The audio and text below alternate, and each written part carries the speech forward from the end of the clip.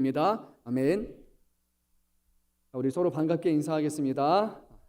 네, 말씀의 은혜 받고 기도로 승리합시다. 우리 한번 이렇게 인사하겠습니다. 말씀의 은혜 받고 기도로 승리합시다. 오늘 말씀 붙들고 기도하는 시간입니다. 자, 오늘 나눌 말씀 마가복음 1장 21절에서 28절 말씀입니다. 우리가 지난주에 어떤 말씀을 나누었죠, 여러분? 네. 오늘 막 재밌어 이러는데요. 그새 우리가 리셋이 됐습니다. 예수님께서 어떻게 하셨습니까? 제자를 부르셔서 고기를 낚는 어부를 사람의 낚는 어부가 되게 하신 것 여러분 기억나시죠? 시몬, 베드로, 안드레 그리고 야고보, 요한 이렇게 네 사람이 그 당시에 어부였는데 어업 활동을 하고 있었는데 예수님이 그들을 부르셨고 또 그들이 예수님을 따랐다고 그렇게 말씀을 합니다. 근데 보니까 말씀을 보면요, 이 네 명의 어부가 있지만 그 안에도 빈부격차가 좀 보여요. 그래서 시몬과 안드레는 그냥 일반 배에서 일하는 사람이었고 야고보와 요한은요 20절 말씀을 보니까 그의 아버지인 세베대가 품꾼들을 거느렸다고 하니까 훨씬 더 큰 규모의 그런 어업 활동을 하고 있었음을 보게 되고요.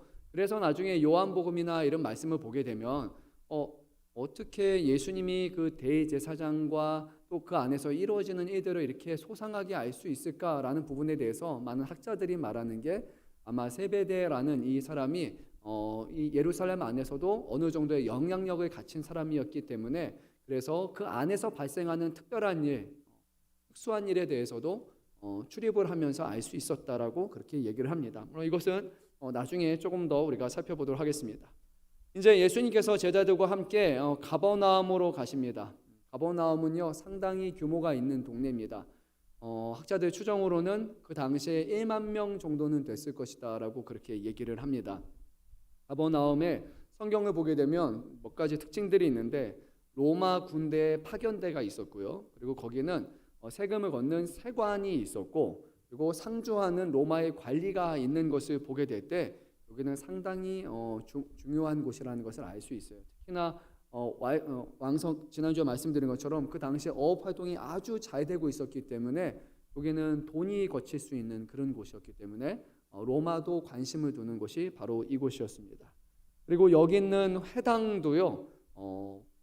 나중에 4세기에 가서 이것을 조금 더 이제 확장한 부분이 있는데 그것을 얼추 봤을 때 10명 정도 모이는 그런 작은 회당이 아니라 상당히 큰 회당이라는 것을 보게 됩니다. 오늘 말씀의 배경이 바로 여기입니다. 가버나움으로 예수님이 제자들과 함께 들어가셨고 거기에는 회당으로 직접 들어가셔서 예수님께서 안식일에 말씀을 전하십니다. 예수님이 제자들과 함께 회당에서 가르치셨는데 회당에서 가르치는 것은 아무나 와서 가르치고 싶어요라고 해서 가르칠 수 있는 것이 아닙니다. 그 당시 회당에서 가르치는 것은 회당 관리자들, 회당의 지도자들에 의해서 아주 엄격하게 통제되었기 때문에 예수님이 그냥 불쑥 들어가신다고 해서 가르칠 수 있는 것이 아니에요. 그래서 예수님이 여기 말씀을 보게 되면 처음 가는 것처럼 보이지만 실제로 이 가버나움 지역에서 오랫동안 활동을 하셨고 이곳에서 아주 잘 알려지시는 그런 랍비였을 것이고 많은 사람들에게 그 가르침에 대해서 존경받는 그런 분이라는 것을 우리는 예상할 수 있어요. 그렇지 않으면 회당에 가서 가르치는 것을 할 수가 없습니다. 가버나움과 같이 이렇게 큰 지역의 회당이라면 더군다나 이것은 불가능한 일이에요. 아무나 가서 회당에서 말씀 전할 수가 없습니다. 우리도 생각해 보면요, 갑자기 어느 분이 여기 오셔가지고 쓱 여기 올라오더니 오늘은 제가 말씀 전하겠습니다. 이렇게 한다면 안 되죠, 그렇죠?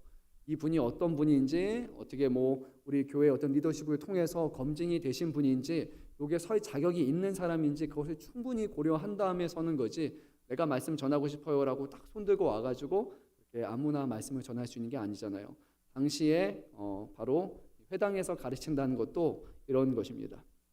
근데 오늘 말씀을 보게 되면 예수님의 가르침에 대해서 말하고 있는 것 중에 하나가 뭐냐면 예수님은 일반 사람들처럼 가르치지 않았고 예수님의 말씀에는 권위가 있었다고 그렇게 말씀을 합니다. 특별히 서기관과 율법학자들과 대조해서 그들과 같은 가르침이 아니라 예수님의 가르침은 권위 있는 자의 가르침이라고 말하면서 사람들이 예수님 말씀의 가르침에 듣고 놀랐다라고 오늘 성경은 말씀합니다. 그러면 예수님의 가르침이 권위가 있다는 것이 과연 무엇을 뜻할까요? 그리고 왜 서기관과 율법교사는 이런 권위가 없을까요? 이것을 오늘 다 말씀드리면 아마 저녁 예배가 되고 저녁 시간이 될 것 같아가지고 오늘 그렇게 하진 않고요. 정말 마가복음에서 말하는 것처럼 아주 조금씩 여러분에게 말씀을 드리고자 합니다. 그래서 스포일러 하지 않겠습니다. 여러분도 이 마가복음의 특징 중에 하나가 뭐냐면 드라마 같거든요. 이야기가 속속 이렇게 펼쳐져 나가는데, 그래서 오늘 이 성경의 말씀, 마가복음의 말씀을 통해서 하나의 예수님을 쫓아가는 그런 드라마처럼 여러분이 이 말씀을 보시면 좋을 것 같아요. 권위라는 것, 우리의 인간적으로 봤을 때는 권위는 뭐 그렇게 하십시오, 막 이렇게 뭔가 힘이 이렇게 하거나 뭔가 명령적으로 말하거나 좀 이렇게 묵직한 소리를 하면 권위 있게 말한다라고 생각할 수 있겠지만요, 여기에서는 그것을 말하는 게 아닙니다. 어투가 권위가 있거나 어떤 사용하는 특별한 방식 때문이 아니라 예수님의 가르침의 내용 자체가 권위 있는 자의 가르침이라는 거예요. 그 당시에 누구도 들어본 적이 없는 특별한 요소를 갖고 있다고 말씀을 합니다. 그래서 나중에 우리가 말씀을 보면요, 2장 말씀을 보면 예수님은 이 안식일에 관련된 논쟁을 펼쳐나가는데, 거기서도 그 당시에 어떤 서기관들이나 바리새인들이 했던 것과는 전혀 다른 가르침을 하십니다. 7장에서 정결법을 다루는 곳에서도 예수님은 다른 가르침을 전하시고요, 10장에서도 이혼에 관한 가르침을 하실 때도 그 사람들에게 통용되던 그런 율법의 관점에서가 아니라 예수님만이 하실 수 있는 아주 특별한 것으로 그들의 어떤 논리와 사고를 다 격파시키는 것을 보게 돼요. 그리고 특히나 마가복음을 보게 되면 12장 28절에서 34절에 있는 첫째 계명, 그것을 제외하고서는 예수님과 서기관이 나올 때 보면 서기관은 거의 일방적으로 그냥 이렇게 예수님 앞에 깨갱하는 거예요. 다 틀려요. 예수님이 하시는 말씀에 다 놀라고 할 말 없고 그런 모습으로 제시가 됩니다. 예수님의 가르침 자체가 먼저는 권위가 있는 그런 가르침이었고요. 그리고 오늘 마가복음에서는 그뿐만이 아니라 예수님의 권위를 드러내는 것으로서 아주 특별한 일화를 말씀하고 있는데, 바로 귀신을 쫓는 축기에 대해서 말씀하고 있습니다. 어렸을 때 그런 거 보잖아요. 엑소시즘, 엑소시스트 이러면 사제들이 나와가지고 막 귀신을 쫓는 이런 걸로 나옵니다. 요즘에도 보니까 무슨 사제들 이런 거 나오면은 귀신 쫓는 게 많이 나와요. 그래서 제가 가끔 보다가 아니 어떻게 귀신 쫓는 게 천주교 사제들의 전유물이 되었을까라는 그런 생각이 들 만큼 그 소재가 영화에서 이렇게 자주 사용되고 있어요. 그런데 실제로 축기는 예수님의 가르침의 일부이고, 그리고 단순히 귀신을 쫓는 것 이상의 것을 말씀하고 있어요. 우리가 이 말씀을 예수님께서 귀신을 쫓으셨다는 것을 보니까 축기, 귀신을 쫓는 게 아주 흔한 것처럼 보이잖아요. 근데 실제로요, 마가복음의 가장 권위 있는 주석가 중에 한 사람인 R.T. 프랜스라는 사람이 있는데, 이분의 제자 E.F. 퍼셔너라는 분이 있어요. 이분이 이 축기에 관련된 거의 모든 자료들을 다 종합을 해가지고, 그래서 아주 심층적인 자료 검색을 한 다음에 이런 결론을 내렸는데, 제가 한번 인용해서 말씀드릴 테니까 여러분 한번 귀담아 들어보면 좋을 것 같아요. 끝난 다음에 한번 요약도 해드릴게요. 짧습니다. 지금까지 조사된 문헌에는 축기와 귀신에 관한 언급이 매우 풍부함에도 불구하고 실제로 구체적인 축기 서사, 내러티브는 극히 적다. 이런 서사 대부분은 신약 성경, 특히 마가복음서에 집중되어 있다. 더욱이 축기 이야기들이 분명하게 귀속되는 축기 인물들은 그 수가 더욱 적다.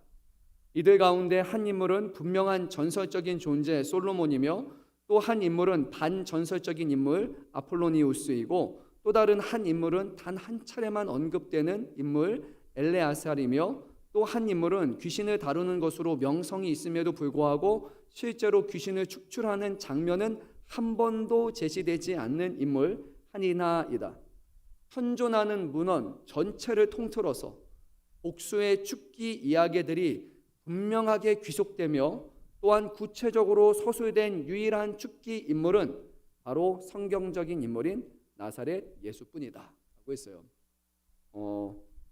귀신, 우리 대한민국에서는 귀신 이렇게 얘기하니까 귀신이 아주 흔한 것처럼 보이고 막 가서 무당이 이렇게 하면은 귀신이 쫓는 것처럼 그렇게 생각하지만요, 고대 자료 문헌들을 다 정리해 봤을 때 현존하는 문제 전체를 통틀어 볼 때요, 실제로 사람들이 귀신이 있다, 귀신을 쫓았다라는 얘기는 있지만 정말로 귀신이 쫓은 사건에 대해서 서사, 내러티브적으로 이것을 묘사하고 설명하고, 그리고 어떤 방식으로 쫓았고 어떤 것들이 오갔는지, 그리고 그것이 가리키는 대상이 쫓은 인물이 정확하게 구체적으로 묘사된 것, 심지어 이것이 복수로 나타난 것은 놀랍게도 성경이 예수님 외에는 다른 문헌에서 찾아볼 수가 없다라는 거예요. 여러분, 이게 좀 충격적이지 않습니까? 귀신 막 이렇게 귀신 쫓았다.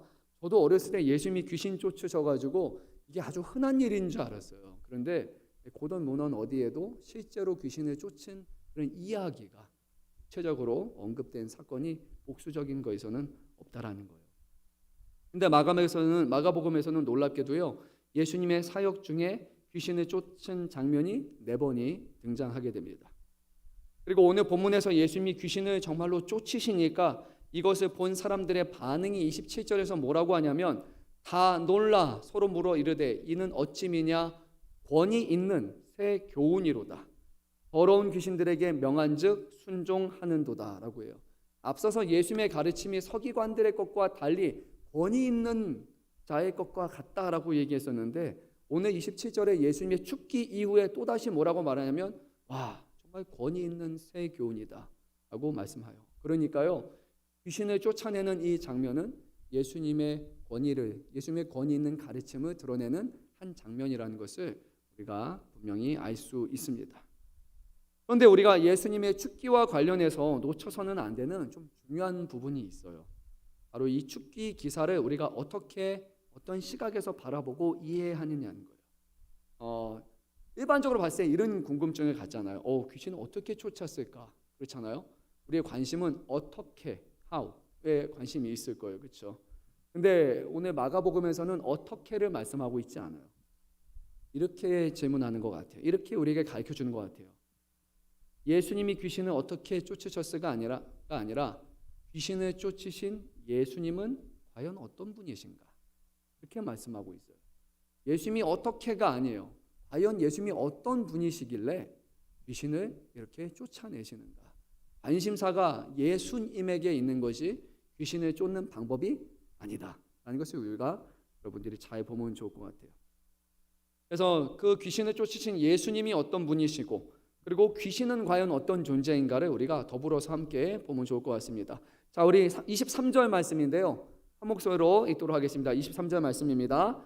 마침 그들의 회당에 더러운 귀신 들린 사람이 있어 소리질러 이르되, 오늘 말씀을 보니까 귀신 들린 사람이라고 우리가 말해요. 더러운 귀신 들린 사람. 근데 원래 이제 신약 성경에 있는 그 표현을 그대로 사용하면 조금 달라요. 귀신이라는 표현이 아니라 그냥 더러운 영에게라고 그렇게 말합니다. 헬라어로 이제 영을 뭐라고 말하냐? 그럼 푸뉴마라고 말하는데, 이게 이제 거룩한 영 하면 성령을 가리키는 것이고요. 이게 더러운 영이 되면 악령을 가리키는 거예요. 그래서 오늘 말씀에서는 더러운 영에게 영향을 받고 있는 그런 사람이다라고 그렇게 말씀을 합니다. 마가복음 보면 또 다른 표현도 하나 있어요.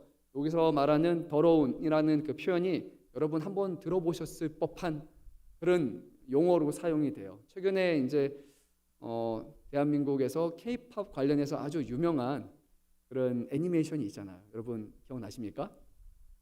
K-팝 뭐죠? 그게 데몬헌터스. 다 아시네요. 그렇죠? 데몬헌터스인데요.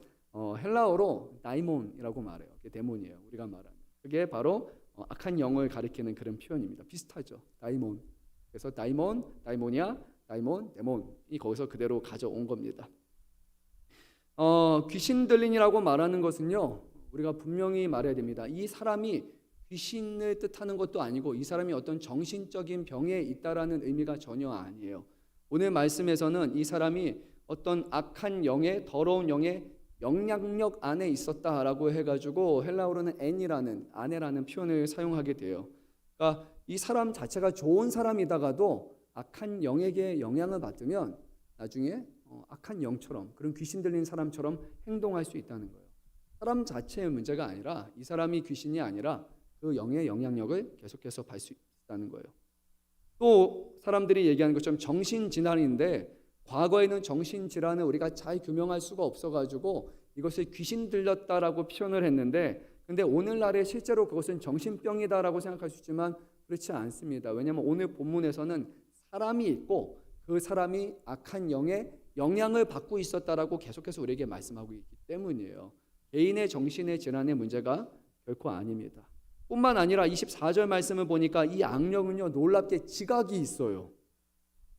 또 다른 사람들과 달리 예수님의 진정한 신분에 대해서도 알고 있기 때문에 이 악령은 상당히 대단한 존재로 등장을 합니다. 우리 24절 말씀 한번 읽어볼까요? 나사렛 예수여 우리가 당신과 무슨 상관이 있나이까? 우리를 멸하러 왔나이까? 나는 당신이 누구인 줄 아노니 하나님의 거룩한 자니이다. 네. 아니 주변에 있는 제자들도 몰랐고요.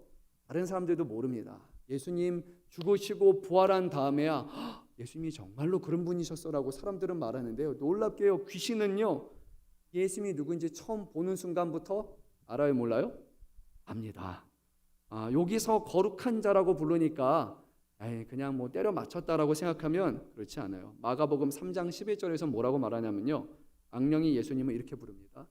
하나님의 아들. 그리고 5장 7절에서 뭐라고 부르냐면요. 지극히 높으신 하나님의 아들 예수라고 정확하게 불러요.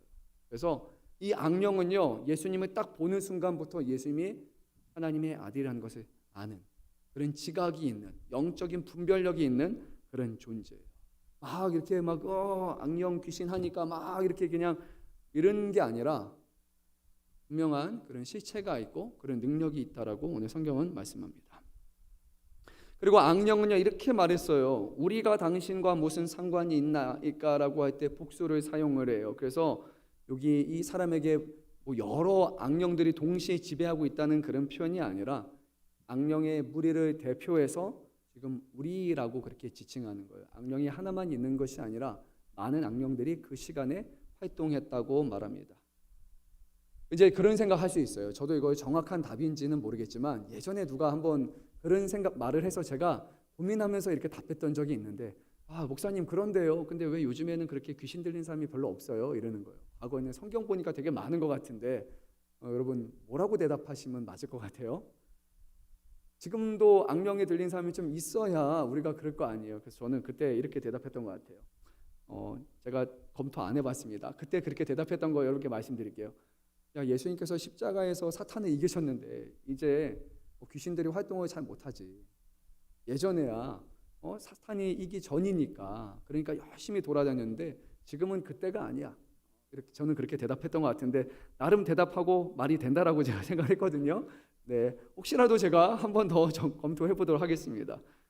사단이 귀신의 우두머리인 사탄이 졌는데 사망과 죽음으로 예수님을 이길 수 없었는데 근데 그런 악령들이 활동할 수가 없죠. 이제는 예수를 믿으면 영생을 얻으며 살아가는 새로운 시대가 되었는데 어찌 악령들이 그렇게 많이 활동을 하겠습니까?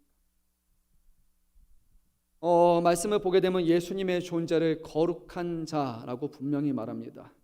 악한 영과 거룩한 영이신 성령과 함께하는 하나님의 거룩한 자라는 것을 분명히 대조를 이루게 돼요. 그래서 아까 말씀드린 것처럼 하나님의 거룩한 자로 불린 그 예수님의 정체성은 마가복음 3장 11절에서는 하나님의 아들, 5장 7절에서는 지극히 높으신 하나님의 아들이라고 그렇게 부릅니다. 그래서요 마가복음 1장 13절 우리가 지지난 시간에 봤잖아요. 예수님께서 사탄에게 시험 받으신 그 장면이 마가복음에서는 그 시험의 내용이 정확하게 언급이 됩니까? 되지 않습니까? 되지 않아요. 다른 데서는요 3가지 시험에 대해서 구체적으로 얘기해요. 예수님이 어떻게 시험을 이기셨는지까지도 아주 구체적으로 말해요. 그런데요 마가복음을 통해서 보여주는 그런 악령에 대한 부분은 그렇지 않아요. 그 시험 중요하지 않아요. 왜냐하면요 마가복음에 있어서 귀신은요 예수님에게 이어서 쫓겨나고 그리고 예수님께 혼내야 되는 대상으로 나오기 때문이에요. 그래서 사탄이 어떤 말을 했느냐는 전혀 중요하지 않아요. 예수님이 그들을 이기셨다라는 것을 누누이 이곳에서 강조하고 있을 뿐입니다. 마가복음에 있어서 사탄과 그의 세력인 악령이란 예수님에 의해 결국 파멸되고 쫓겨나고 무릎 꿇을 존재라는 것을 우리가 기억해야 돼요. 이들은 예수님하고 대적할 수 있는 존재가 아니에요. 좀 어떤 영상이나 그런 거 그림 보게 되면 막 하나님이 이렇게 나오고 예수님의 얼굴이 나오고 그리고 사탄의 얼굴이 나오면서 둘이 비등한 존재인 것처럼 붙어서 막상막하에 선악의 구도를 이루는 것처럼 말하지만 여러분 아니거든요. 귀신은 예수님의 존재를 아는 순간부터 나하고 무슨 상관이 있습니까? 나를 멸하려고 오셨습니까? 자기가 예수님을 보는 순간부터 이미 두려워하고 이제 끝이 났다는 것을 알 수 있어요. 같이 겨룰 수 있는 대상 또는 적수가 전혀 아니에요. 이제 25절과 26절 말씀을 보게 되면 예수님의 죽기에 관련된 서사가 결국 절정에 달하게 됩니다. 우리 한번 말씀 또 읽어볼게요. 예수께서 꾸짖어 이르시되 잠잠하고 그 사람에게서 나오라 하시니 더러운 귀신이 그 사람에게 경련을 일으키고 큰 소리를 지르며 나오는지라. 아멘. 예수님은 이 악한 영에게 나가줄래? 라고 부탁하지 않으세요. 뭐라고 하셨습니까? 꾸짖어 이르시되 말씀하셨어요. 에피티마오라고 하는 그런 단어예요. 그리고 나서 꾸짖으셨다. 그리고 구체적으로 뭐라고 말했냐면 잠잠하고 그 사람에게서 나오라라고 했어요. 근데 어떤 사람은 이게 하나의 주술처럼 사용하는 거예요. 그래서 잠잠하고 그 사람에게 나오라, 잠잠하고 나오라 막 이렇게 얘기하면 귀신이 쫓겨나는 것처럼 그렇게 죽기 용어로 사용하지만 주문이 아니에요. 예수님의 권위 앞에서 악령은 단순히 따랐을 뿐이에요. 예수님의 권위 앞에서 내가 파멸된다는 것을 알았어요. 아무 말을 하지 않아도 이미 예수님을 보는 순간부터 악령은 끝이 났구나 라고 그렇게 생각을 하는 거예요. 26절 말씀 보면 아주 거세게 저항을 합니다. 막 이 사람이 경련이 일으킨 만큼 막 저항을 하지만 결국 예수님의 권위 앞에서 쫓겨난 것을 우리가 봅니다. 근데 여기서 말하는 꾸짖어 이르시다라는 것은요, 귀신을 쫓으실 때만 사용하는 표현이 아닙니다. 4장 39절에 가게 되면 예수님은 또 다른 것을 꾸짖으셨어요. 바람을 꾸짖으셔서 바람을 멈추십니다. 예수님은 귀신에게만 악한 영에게만 영향력을 끼치는 분이 아니라 이 땅에 있는 자연까지도 꾸짖으셔서 멈추시는 바로 하나님의 아들, 하나님의 거룩하신 분이라는 것을 성경은 우리에게 분명하게 말씀하고 있습니다. 여러분은 예수님을 어떤 분으로 믿고 계십니까? 십자가에 죽임 당하신 분, 우리의 죄값을 담당하신 힘이 없는 그런 예수님으로 혹시 생각하고 있지는 않습니다. 단지 좋으신 분, 선하신 분, 겸손하신 분, 우리를 사랑하신 분으로만 보고 있다면 성경은 그렇게 말씀하지 않아요. 성경은 예수님은 악한 영을 쫓아내시는 분, 사단을 멸하시는 분, 죽은 자를 살리시는 분, 바람도 풍랑도 멈추시는 분, 그분은 살아계신 하나님의 아들이라고 우리에게 분명히 말씀하고 있습니다. 오늘 우리 불렀던 찬양이잖아요. 예수 어린 양이라고 말하잖아요. 근데 그 어린 양의 이미지가 우리에게 잘못 들어가지 않았으면 좋겠어요. 힘없는 어린 양이 아니라 요한계시록에서 보이는 어린 양은 놀랍게도 그 어린 양이 다른 표현으로는 유다의 사자라고 그렇게 말씀합니다. 어린 양, 일찍이 죽임 당하신 어린 양이라는 표현 뒤에는 연약함과 그리고 희생뿐만이 아니라 그분의 권위와 그분의 능력을 동시에 보고 있다는 거예요. 우리가 믿고 따르는 분은 아무런 볼품없는 그런 예수님이 아니라 이 세상을 주관하실 수 있는 하나님의 아들이라는 것을 반드시 기억해야 합니다. 이제 귀신이 이 사람에게서 떠나갔습니다. 그리고 사람들이 다 놀랐습니다. 27절에서 이렇게 말합니다. 다 다시 놀랐어요. 서로 물어 이르되 이는 어찌미냐? 권위 있는 새 교훈이로다. 거로운 귀신들에게 명한즉 순종하는도다 하더라. 이 사람들도 깜짝 놀랐습니다. 정말로 눈앞에 귀신이 쫓겨나는 것은요, 본 적이 있다 없다? 없는 거예요. 고대 사회에서 귀신이 쫓겨났다라는 그런 소문만 무성했지 문헌들을 다 찾아보니까 실제로 사람하고 연결시켜서 서사를 통해서 검증할 수 있는 것, 반복적으로 나타나는 것은 예수님 외에는 없었기 때문에 이 사람들도 너무 놀란 거예요. 정말로 귀신이 쫓겨나간다고? 귀신이 이렇게 쉽게 꾸짖으니까 나간다고? 이것을 이해할 수가 없었어요. 그래서 성경에서 다 놀라가지고 뭐 무슨 일이야 다 놀란 겁니다. 그리고 이 예수님의 소문이 온 갈릴리 사방에 결국 퍼지게 됩니다. 아직 예수님이 누구신지 사람들은 이해할 수 없습니다.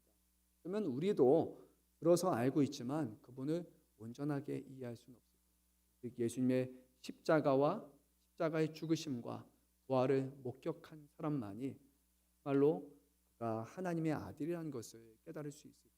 우리에게 있어서는 그것이 실제 눈으로 볼 수 있는 사건은 아니겠지만 예수님의 죽으심과 부활이 우리에게 믿겨지는 그 순간, 하나님께서 우리에게 이것을 이해하고 받아들이고 믿게 하는 그 순간, 우리는 정말로 예수님이 하나님의 아들이시군요 라고 깨닫고 그분을 경배하게 될 것입니다.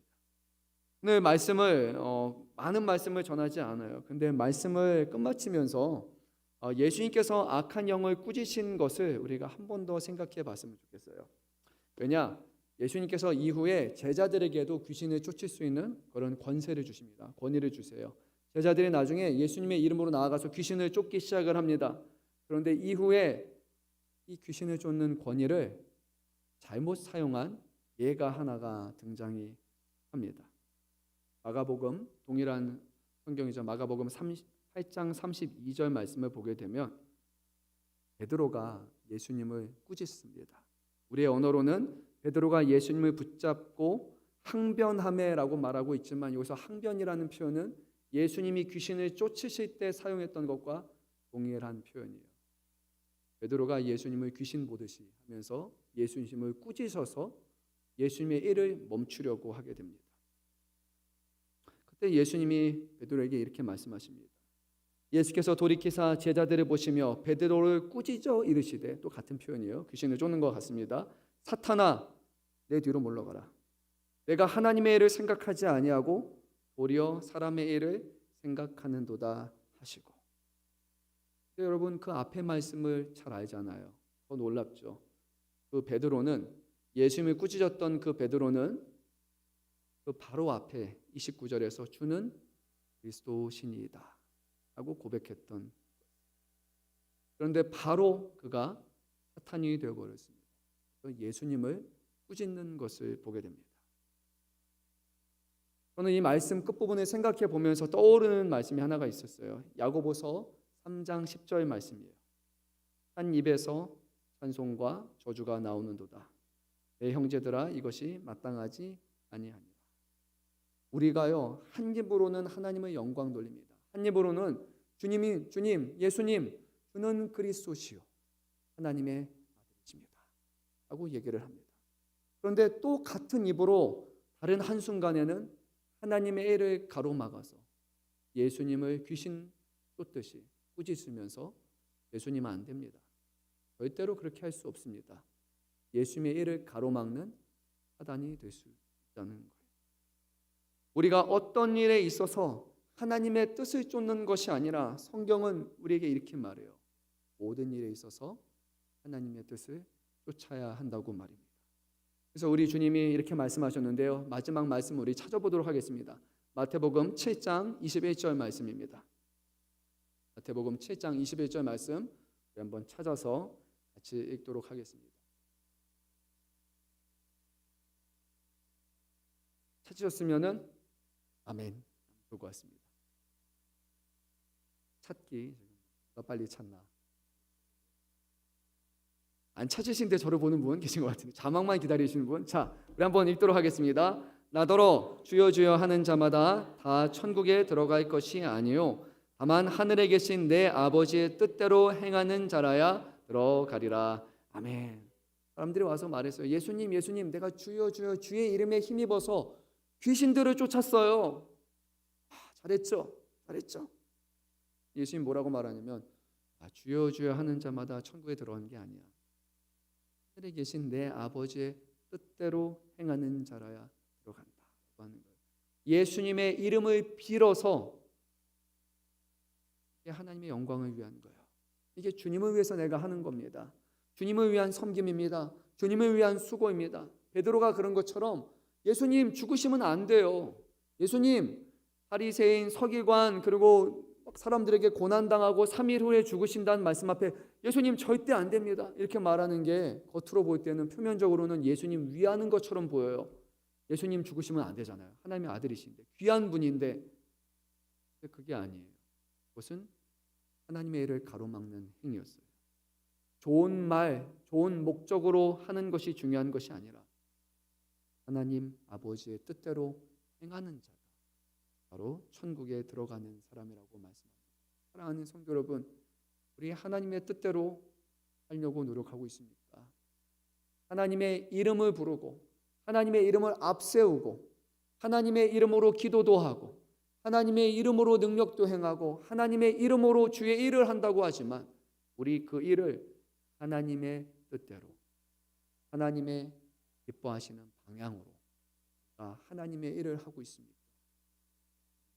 하나님은 이름만 빌어주시고 내가 하고 싶은 대로 하겠습니다 라고 말한다면 우리는 천국에 들어갈, 천국에 합당한 사람은 라고 우리 주님이 분명히 말씀하셨습니다. 사랑하는 성도 여러분, 올 한 해 이제 거의 끝이 납니다. 오후 예배도 몇 번 남지 않았습니다. 2025년 오후 시간에 오는 게 참 쉽지 않은데 여러분 시간 내셨고 바쁜 중에도 오셨고 모이기에 힘쓰셨고 또 기도하셨고 말씀 붙드셨고 정말로 그 하는 모습 하나하나가 너무 귀합니다. 저에게는 우리 성도 여러분들이 이 자리에 와서 헌신하는 것, 수고하는 것, 예배하는 것 볼 때마다 너무 감동이고 너무 감사하고 정말로 뭐라고 말할지는 모르겠어요. 저야 그래도 목사잖아요. 그래서 때로는 하고 싶은 마음은 아니어도 이건 내가 해야 되는 거니까 때로는 일처럼 여기면서라도 이곳에 막 이렇게 와서 하나님 제발 좀 정신 차리고 오늘 잘하게 해주세요 막 이렇게 한단 말이에요. 저에게는 이게 뭐 세상으로 보면 업이라고 할 수 있을 정도로 이렇게 해야 되는 거니까. 근데 우리 성도분들은 그렇지 않잖아요. 물론 주시는 직분도 있고 감당해야 될 사명이 있는 것도 많지만 그래도요 조금 다르잖아요. 목사는 교회에서 직원이라고 그렇게 표현을 하잖아요. 그런데도 불구하고 이 자리에 바쁜 시간에 나왔고요. 우리 보니까 청년분들 얘기 들어보니까 시험 주간이잖아요, 그렇죠? 그래서 뭐 어마어마하더라고요. 시험도 엄청 많은데 어제부터 오늘 뭐 교회 계속 사니까 제가 한편으로는 참 착하고 귀하다고 하면서 하나님 시험 잘 보게 해주세요. 그렇게 진짜 기도하지 않으면 한 주간에 이번 주 다음 주에서 9개 막 시험이 있다고 하는데 8개 9개 제가 보면서 짠하더라고요. 그래도 이 귀한 시간, 바쁜 시간에 여러분이 내신 걸 보면 정말 감동이고 너무 감사해요. 만 거기서 한 가지 더 나아가서 오늘 우리가 모이는 이유, 또 오늘 우리가 살아가는 그 방향이 정말로 하나님이 기뻐하시는 방향으로, 하나님의 뜻을 이뤄가는 방향으로 나아갔으면 좋겠어요. 어떻게 해야 됩니까? 첫째는 하나님의 말씀을 들어서 하나님이 기뻐하시는 뜻이 무엇인지를 깨닫는 것이고, 둘째는 그 일을 이루는 방식과 과정에 있어서 우리의 어리석은 지혜와 서투른 방식을 하지 않도록 하나님 앞에 말씀 붙들고 기도해야 하지만 그 일이 온전히 하나님의 뜻 가운데 이루어질 수 있다고 저는 굳건히 믿습니다. 그래서 2025년 마지막도요, 그동안 하셨던 것처럼 열심히 말씀 붙들고 기도하시기 바랍니다. 그리고 2026년을 넘어서 주님의 나라에 임하는 천국에 들어가는 그 마지막까지 하나님의 뜻대로 행하여서 하나님 앞에 기쁨이 되고 우리 주님이 어서 와라, 내가 너를 기다리고 있었다라고, 잘했다라고 우리를 품에 안아주시고 우리를 칭찬하여 주실 그때를 바라보면서 주님의 뜻대로 살아가시는 저와 여러분 되시기를 우리 주님의 이름으로 축원합니다. 우리 함께 찬양했으면 좋겠습니다. 슬픈 마음 있는 사람 우리 한번 찬송